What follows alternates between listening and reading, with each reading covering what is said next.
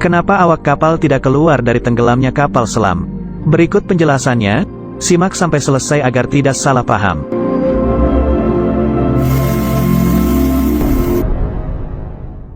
Pada tanggal 21 April tahun 2021 Indonesia dikejutkan dengan kabar hilangnya kapal selam KRI Nanggala 402 di perairan Bali saat sedang menjalani latihan.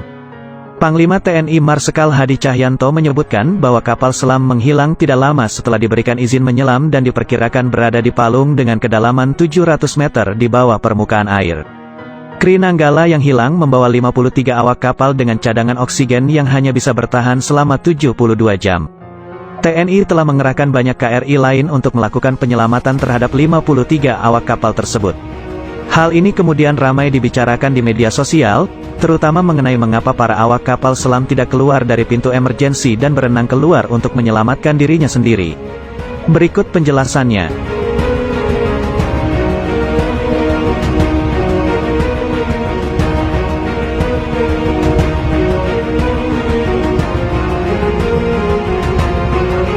Hal pertama yang harus diketahui adalah kapal selam tidak memiliki pintu emergensi yang bisa dibuka dengan leluasa.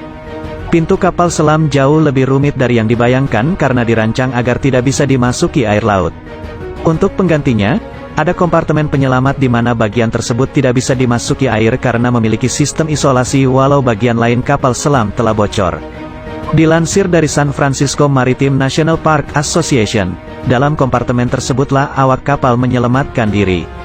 Kesempatan mereka untuk tetap selamat juga bergantung pada kedalaman air tempat kapal selam tersebut berada.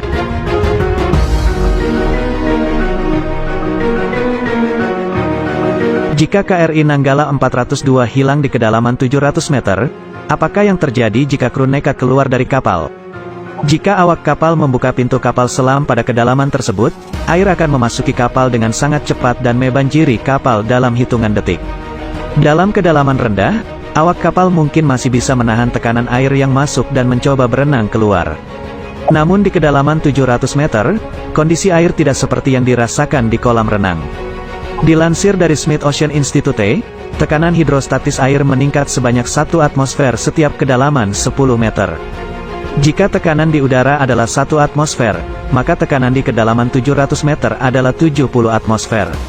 Sementara manusia hanya bisa bertahan pada tekanan sekitar 3 hingga 4 atmosfer.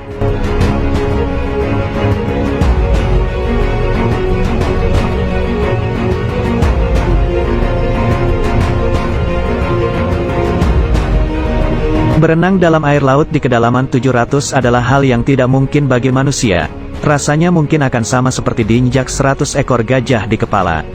Saat air masuk ke kapal selam, kurang dari hitungan detik gendang telinga akan pecah, paru-paru akan termampatkan menyebabkan rasa sakit yang luar biasa lalu pecah. Selanjutnya akan diikuti oleh pembuluh darah dan organ seluruh tubuh yang ikut hancur.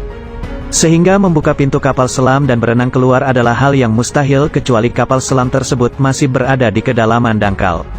Sebagai referensi, kita bisa melihat penyelamatan kapal selam yang pernah terjadi.